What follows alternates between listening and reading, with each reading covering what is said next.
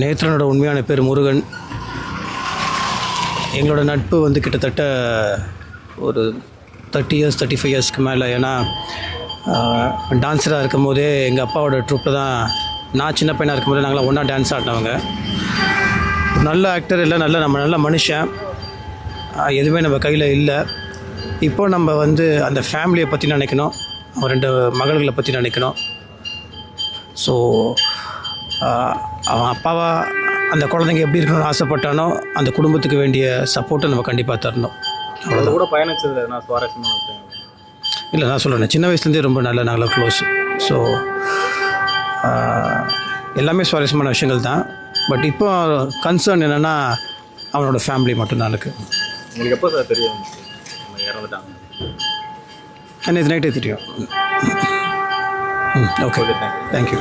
இல்லை, அவர் ஆக்சுவலாக வந்து ஃபஸ்ட்டு வயிற்று வலி அப்படின்றதுக்காக தான் அவர் சிகிச்சை எடுத்துக்கிட்டு இருந்தார். ஆனால் அப்போவே அவர் அதை பார்த்து செக் பண்ணியிருந்தாருன்னா காப்பாற்றிருக்க முடியும் அப்படின்ற மாதிரி டாக்டருங்க சொன்னாங்க. பட்டு இது ரொம்ப நாள் தள்ளிடுச்சு. கண்டுபிடிச்சி கீமோ பண்ண அவனுக்கு வலி தாங்க முடியல.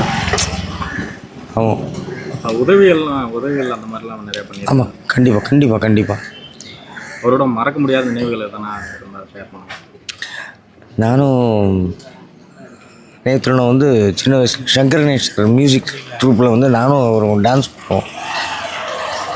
எனக்கும் அவருக்கு வந்து போட்டி பயங்கரமாக டான்ஸ் பண்ணுவோம். உண்மையாலுமே நான்லாம் ஒன்றுமே இல்லை, அவன் அட்டகாசமாக விளையாடுவான், அட்டகாசமாக டான்ஸ் பண்ணுவான்.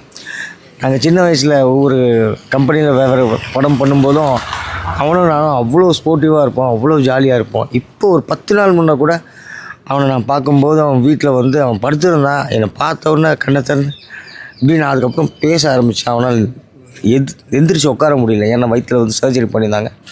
அப்புறம் அவனை மெதுவாக ஹாலுக்கு கூப்பிட்டு வந்து உட்கார வச்சு அவனுக்கு பேச அவனுக்கு சிரிப்பு வந்தது தான். வேணாண்டா, சிரிப்பு காமிக்காத, வேண்டாம் அப்படின்னு சொல்லி சந்தோஷப்பட்டு சிரித்தான்.